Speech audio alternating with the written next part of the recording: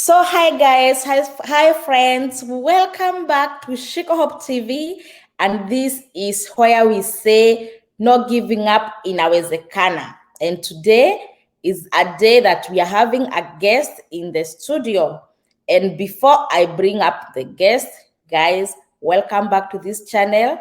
Thank you for subscribing. If you are new here, please subscribe and sit down and watch this video because you learn a lot. If this is not your first time here, welcome back.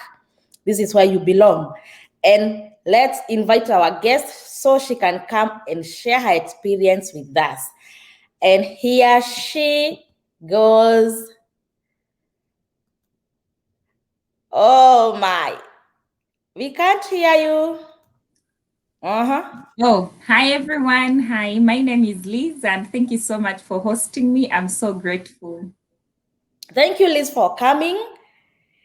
I am very interested to hear your experience. Yeah, can you tell us who is Liz? Where are you now? Where do you come from back from Africa? Thank you. So, my name is Liz, and I am born and raised in Uganda, East Africa, and currently I live in Colorado, USA. Wow, thank you, Liz, for telling us that you are just our neighbor back home. Yeah, and I also have been to Kenya 1 or 2 times, and it's really beautiful. Oh, I also have a YouTube channel. It goes by the name on the screen, Roll with Liz, so you can check me out. I do similar content as Shiko Hope. So if you're interested in that journey with me, you can check me out and subscribe. Thank you, Liz, for that wonderful introduction. Now, Liz, this is where we want to hear this experience of how did you make it to America? So how I made it to Colorado or to America is I met my husband back home in Uganda. He was working as a Peace Corps volunteer. So we met at one point and we decided to do the K1 visa, which is the Fiancee VISA. So yeah, I came through a Fiancee visa or a K1 visa to America. And yeah, if you'll ask me for the rest, I will give details. Yes, we want to hear about that because we have looked at green card, we have looked at invitations. Now this is a very different way of coming to America. Now, was your husband working in, or you have just said that he was working in Uganda, right? Yeah, as a volunteer though. So you met one-on-one, not through dating sites, not through? Yes, one-on-one. So how was it? Did you first feel like, I want to go to America, or how was it? So that's a good question. So when we met, of course, when you meet your friends and you don't know where it's going to go. So at that point, I didn't think we were going to get married anywhere, or we had like future plans. It was just like getting to know each other. I took him home. He met my sisters, my mom, and it was at that point it was just getting to know each other. And surely, to be honest, no, but none of us knew that we would eventually settle down as husband and wife. But along the way, we got to like each other and things progressed eventually. And we decided to do the K1 visa, which is the fiancé visa, because at that point, my husband's service was coming to an end and he had to come back to the USA. So at that point, when we met, he was actually left with about 3 or 2 months to leave and come back to the USA. So we were actually planning to do a visitor's visa. Like, we were not sure what we're going to do. Maybe you'll come and visit, meet my parents. Maybe in the future I'll come back to Uganda. So we were just doing that until we decided to do the K1 visa. Eventually, like, along the way, after a year and a half, a year something. Okay. Now, how was the process? Is it a very long process? Is it a very short process? Can you take us through the process? So the K1 visa is actually a short process as long as you meet the requirements. So I'm going to briefly talk about a few requirements that I have offered. First, you must have met your spouse physically to show that it's a legit relationship. And then you must have proof that, you have met and you have been together for at least 2 years. You have met within the 2 years.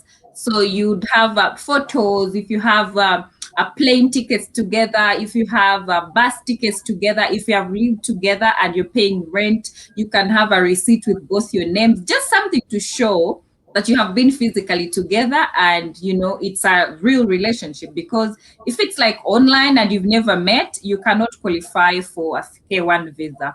Another one would be the two of you have to be single and ready to get married. So if you have previous spouses, you have to show that you're separated, sorry, you're divorced. And then if your partner died, you have to show the death certificate as well. So this process is very legit. You're not going to lie. If you lie and you've been married before, if they find out, of course, you'll not be approved. If you lie about anything, you'll not be approved. That is for sure. With the US Embassy, they are very, very strict. You may think, oh, I'm not going to lie and fake it. They will find out. And when they do, you're blocking your chances. So yeah, so you must be ready to get married. So both of you must be single. You must have met physically at least in the last 2 years. Then you must show proof that you have been together. And then you also must have plans of getting married, because the K1 visa is also known as the 90-day fiancé. So meaning you must get married within 90 days on arrival to the US. So you asked about the process. The process wasn't so long for us, because what we did, we began the process earlier on, as my husband was planning to come back to the US. So we gathered all the information we needed, documents we needed, and we planned ahead of time. So when he came to the US, he had to just drop the application and everything to the US Embassy. So it took us not so long, because we were separated from each other for about 5 months, 6 months, until I was able to come to the US. So for us, it wasn't so long. But for the visas, every process or every individual is different. So don't say I've said 6 months and somebody said, oh, it took me 1 year. It is different for everyone. But as long as you have evidence and you meet all the requirements, you will qualify. And it doesn't matter if it takes you 7 months or 8 months, it will still come to pass. Another thing that I've forgotten is your spouse, the US spouse, who is your sponsor, must be earning above the poverty line. That is the simplest terms I can say. So he must be able to sustain you in case you come to America. So they will check around that. And for example, for my husband, he was a volunteer. He wasn't working in the US for so long. So we had to include his parents to help us be sure that we have somewhere to live, or we have some sort of stability once I come here. Because they don't want you to bring somebody from wherever they're coming from and then they starve to death, because that can happen. You'll end up on the street. So they don't want that. So we had to involve the parents. They helped us be like our sponsors, since he had been to Uganda for a long time, for 4 years. So yeah, we had to do that. So it is different for everyone. So in your case, if your fiancé is here, he will have to prove to the US government that he's earning above the poverty line, that he's able to sustain you. Wow. And when you went to the embassy, were you asked some question, or was it just come, take the visa, go to America? How was it? Yes, I had to ask. They asked me, but it was pretty quick, because we had most of the requirements. So what he did, he had his copies, I had my copies. So everything we submitted, I had a copy. So if they asked me for any evidence, I had a full bag of my evidence. So I was pretty sure, if it wasn't for bad luck, really for sure, I was ready to pass. So I was so positive, and the interview took about 5 minutes. It was so quick. All they asked me was my name, my fiance's name by then, and then I think they asked me for just simple questions like, oh, do you know the address where you're going to live? And I knew the address of my parents-in-law, and just simple questions. They didn't even ask me for any evidence, like show us something, no. Then they just told me, okay, we're going to mail you your documents in 2 weeks, in 1 week or 2.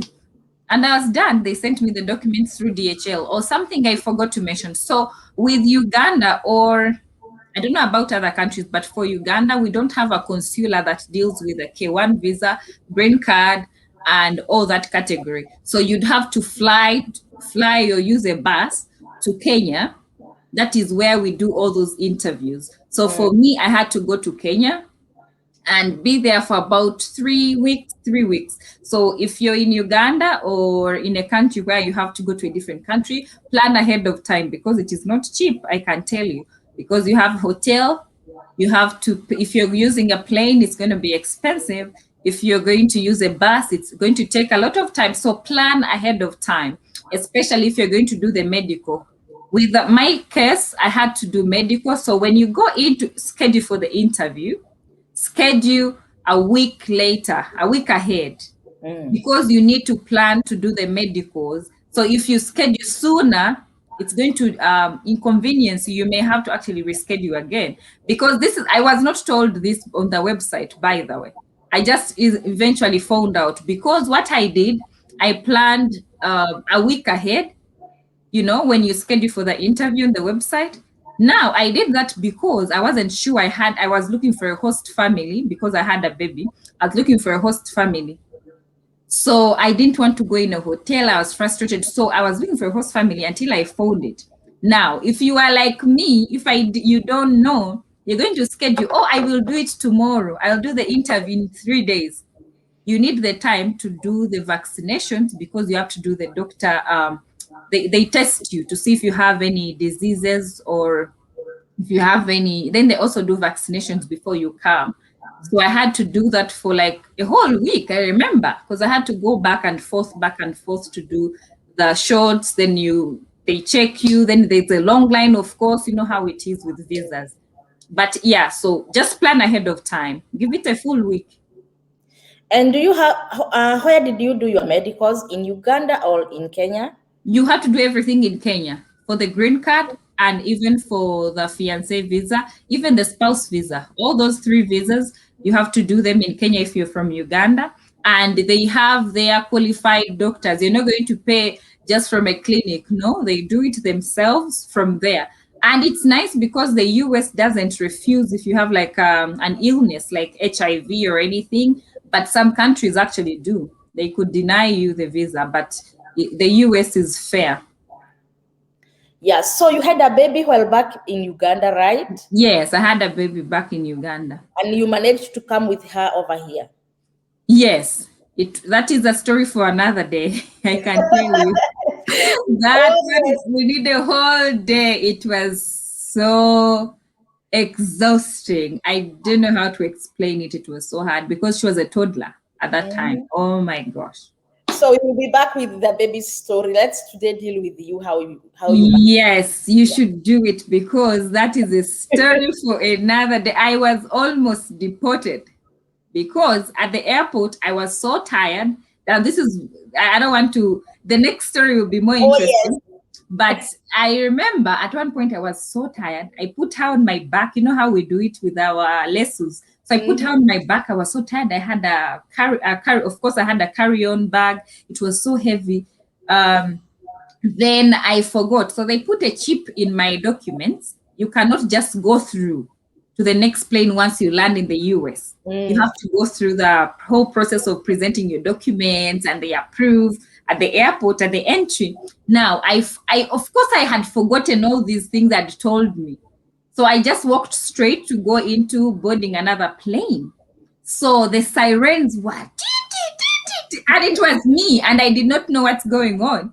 So, so the things are going on. There's a lot of noise. You know how you're at the airport, that, how do they call it? That noise that comes when there's a problem. Yeah. And the police surrounded me. They surrounded me, and my goodness, I did not know, because me, I was like, what's going on? For me, I have my documents. I'm fine. I'm tired. Just want to sleep. And the guy was like, it's you. And I said, what did I do? Then they grabbed me. They grabbed she's the one. Then they took me to a corner. They took me to this place. And then the lady asked me, why were you trying to run away, or what was going on? And I said, no. Then, of course, they saw me with a baby. I think they were nice because they knew I was tired. They got my documents, approved them, and they told me, you had to go through to the office, not straight to the line. You had to go to the office, present your documents, not straight to. I said, God. Oh, Liz, we will come to that later. That seems so interesting. Yeah, but that was quite interesting. It was a learning process. Wow. Now, when you arrived to America, this is a very new environment, new system. Can you take us through that journey? Culture shock, any challenges? Let's talk. So for the culture shock, it is very interesting because I was lucky, and like you, I came through fall. It was almost winter, but it wasn't winter yet. So it wasn't so cold, but it was also confusing. Like it's super cold according to me, and then everyone else is saying it's not. So but my major challenge was how you walk on the street and there's nobody, only the cars. That was really strange because as I was used to walking in the street and saying hi to people, strangers, and saying hi. Now this time you're walking on the street and the only thing you're seeing is cars and probably one or two people walking their dogs. And that was strange. But of course now I'm used to it. And then the next one was, so that was how they celebrate Halloween. We don't celebrate Halloween back home. So one day, I'm just sitting there, and then our neighbor has a huge coffin on the doorsteps. It's a coffin with a sign. Everything is so scary, the ghosts and what. Now for me, I was new. So I looked at the neighbor and this big coffin, I thought somebody had died. So I was almost going there to say, hey, sorry about, you lost your somebody. Now, when my husband came, immediately he parked his car. I told him, you know what, let's go and say, send our condolences. Our neighbor lost somebody. Said, how do you know? I said, look at the doorstep. There's a coffin. He said, that's Halloween. It's just a decoration. How would somebody decorate with a coffin on the door?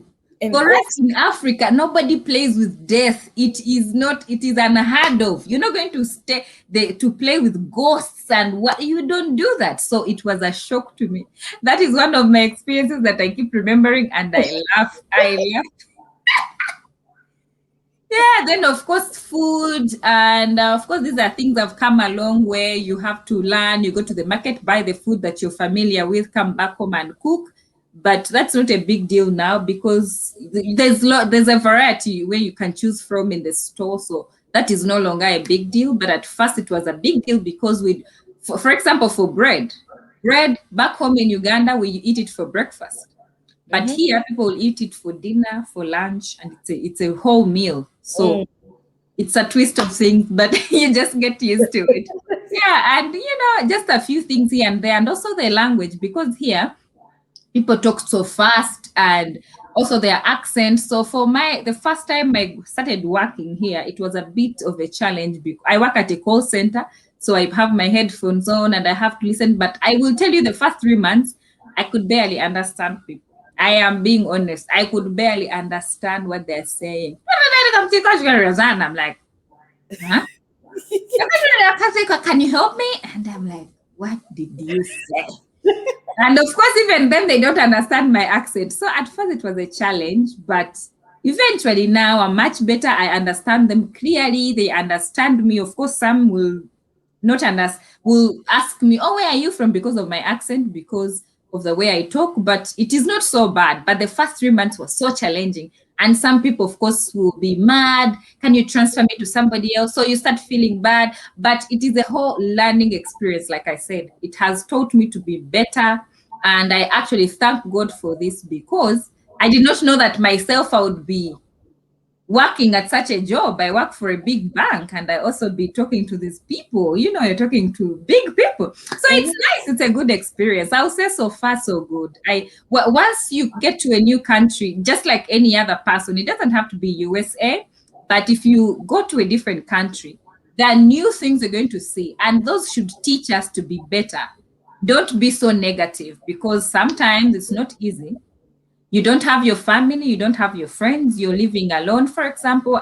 For me, I was like, I have a family, but some people will come on green card by themselves alone. You're going to be living alone, and it's a whole different story. So just be positive, learn a lesson, move on, just be positive. That's what life is all about. Just try to be really positive and look for better. Don't look at this negative. Then you're going to be stressed out. You end up being depressed. These are the people that will end up committing suicide. So my advice would be, once you get the green card, once you get the K1 visa, once you get the spouse visa, you're coming here or you're going to Europe, wherever you're going, go with a positive mindset. Don't involve yourself into so much negativity.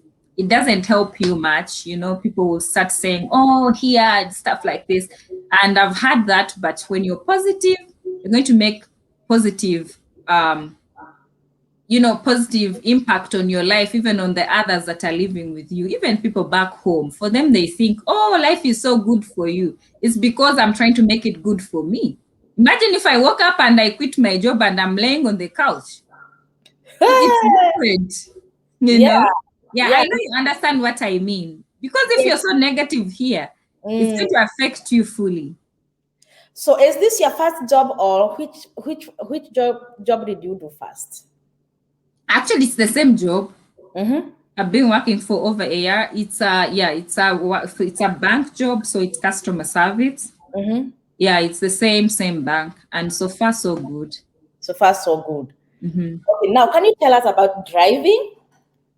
Actually, no, I can't drive yet here because I'm still. Why not driving? But let me tell you. So once I first came, I remember my husband was saying, "Oh, let's go and you get a learner's license." So we went and I had to do a test. I believe you also did the same. Yes. So we had to do a test. I did it and I passed. Mm-hmm.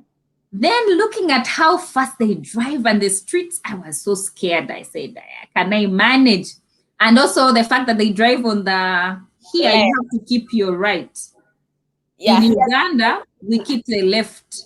So even the steering wheel is on the other side, not on this side. So it is a whole confused. That's not a big deal if you know how to drive anyway. But I wouldn't say I'm a good driver for now. But in the future, yes. Were you driving back home? I kind of did, but not so much. You know how it is back home. If you don't have a car, then you cannot actually say you drive so much, because I used to drive my brother's car or maybe a friend's car. So I wasn't like so much on the road, but I know basics. Or you know basics. And how long have you been to America? About 2 years. 2 years, and you have not driven here? I haven't driven at all. I have tried on the road, but with my husband. So I wouldn't say I have driven, like, he's not home and I'm like, oh, let me go shopping. I haven't done that. But I have driven on the road with him when he's there watching and telling me, oh, where are you going? You don't do that. So He's like, stop. yeah, stop. So I have done that, but I haven't driven on my own. But I am looking at probably by next year, because by then I will have a lot to do. My daughter will begin school and I have to prepare myself. And now I know the streets and I know where to go. So I'm a bit conversant with the environment. So I think I'm better now. So I will, if I need to go back and do a refresher course, I will, but I'm ready to drive now.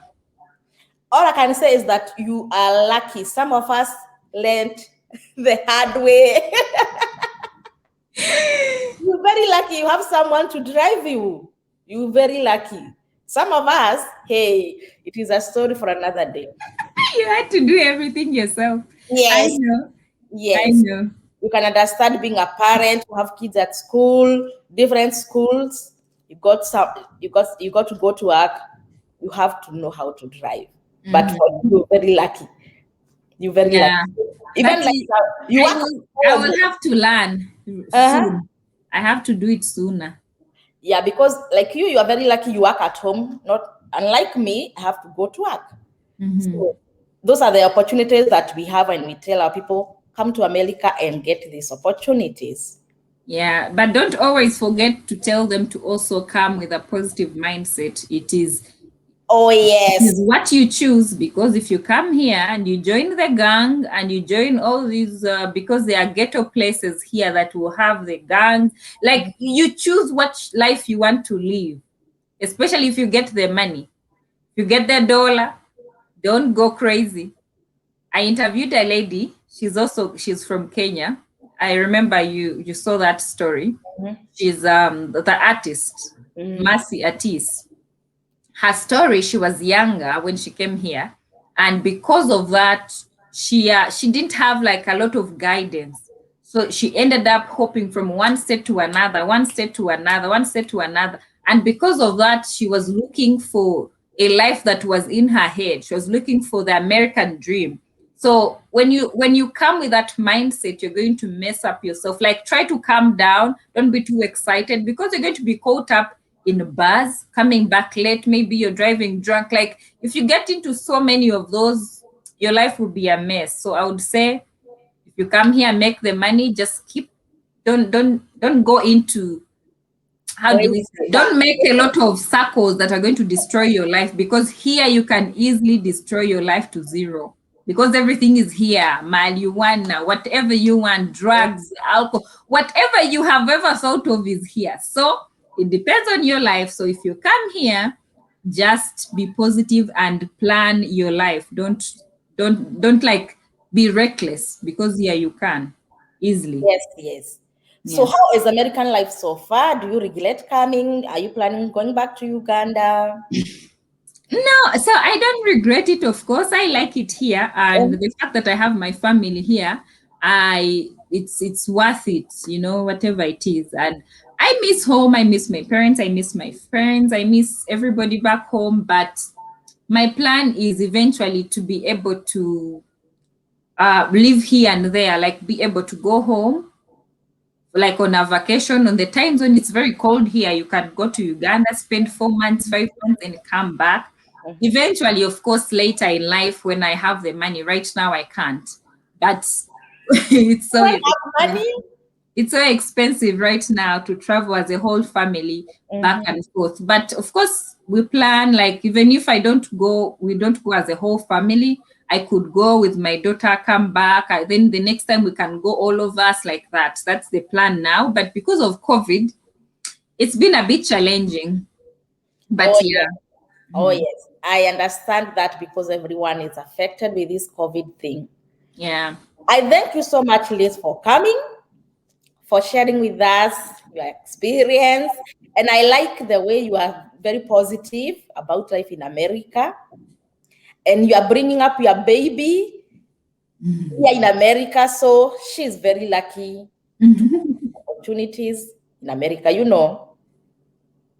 And we thank you. Now we are going to have a date with you.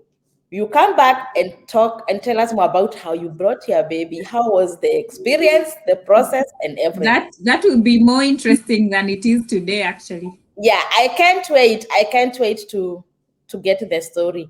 Thank you for coming. And you can tell us your social media handles. We can go there and check what you have for us. Okay, so I go by Roll with Liz everywhere. My Facebook page is Roll with Liz. My Instagram is Roll with Liz. My YouTube channel is Roll with Liz. So all my 3 social media platforms, it is the same name. And also, we can, if you can put it on the comment section, my link to my YouTube page, so that people can check me out, and if they like my content, they could subscribe. Yes, I will pin your link down below. So you guys, you go to Liz's link and subscribe there and watch those videos. She has amazing content. And thank you very, very much, Liz, for coming. And let us end this show. Bye-bye, guys. See you next time. Bye.